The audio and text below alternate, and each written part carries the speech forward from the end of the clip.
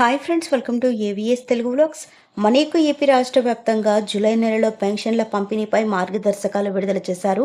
పెన్షన్లు ఎలా పంపిణీ చేస్తారు, ఎవరు పంపిణీ చేస్తారు, ఎంతెంత అమౌంట్ ఇస్తారు, పూర్తి వివరాలు నేను మీకు తెలియజేస్తాను. మన ఛానల్ని మొదటిసారి చూస్తున్నట్లయితే ప్లీజ్ సబ్స్క్రైబ్ అవర్ ఛానల్. పక్కనే ఉన్న బెల్ ఐకాన్ని ట్యాప్ చేయండి. ఆల్ అనే ఆప్షన్ని యాక్టివేట్ చేసుకోండి. పింఛన్ల పంపిణీపై మార్గదర్శకాలు విడుదల. పెన్షన్లు ఎలా పంపిణీ చేస్తారు? ఆంధ్రప్రదేశ్లో కొత్తగా ఏర్పడిన ప్రభుత్వం పింఛన్ల పంపిణీకి సంబంధించి విధి విధానాలు నిర్ణయించింది. రాష్ట్రంలో పెన్షన్ల పంపిణీ వాలంటరీ వ్యవస్థతో కాకుండా సచివాలయ సిబ్బందితో చేపట్టనుంది. కొంతమందికి మాత్రం నేరుగా బ్యాంకు ఖాతాల్లో జమ చేయనుంది. ఏపీలో కొత్తగా ఏర్పడిన ప్రభుత్వం వాలంటీర్ల వ్యవస్థపై ఇంకా నిర్ణయం తీసుకోలేదు.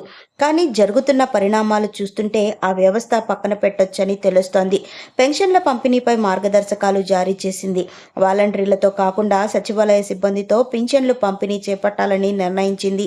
ఈ మేరకు పంచాయతీరాజ్ గ్రామీణాభివృద్ధి శాఖ ఉత్తర్వులు జారీ చేసింది.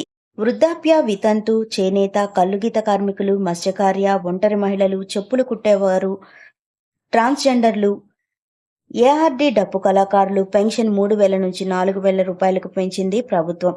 ఇక దివ్యాంగులు, అలాగే లెప్రసీ ఉన్నటువంటి వాళ్లకు 3,000 రూపాయల నుంచి 6,000 రూపాయలు చేశారు.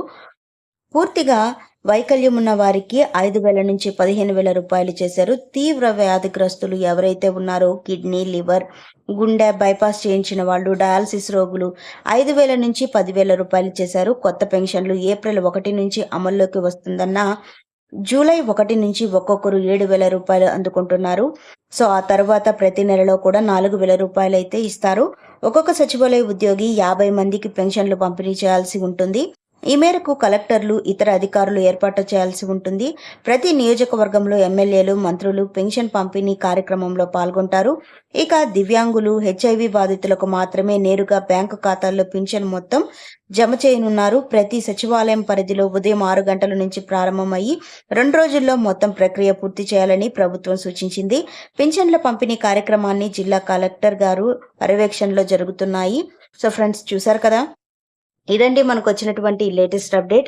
ప్రతి ఒక్కరికి కూడా వాలంటీర్లు కాదు, ఎవరైతే సచివాలయ సిబ్బంది ఉన్నారో వారైతే 50 మందికి ఒకరైతే పంపిణీ అయితే చేస్తారు. సో ఫ్రెండ్స్, చూసారు కదా, ఇదండి. మరిన్ని వివరాల కోసం, మరిన్ని అప్డేట్స్ కోసం మన ఏవిఎస్ తెలుగు బ్లాగ్ ఛానల్ని సబ్స్క్రైబ్ చేసుకొని లైక్ చేయడం మర్చిపోకండి.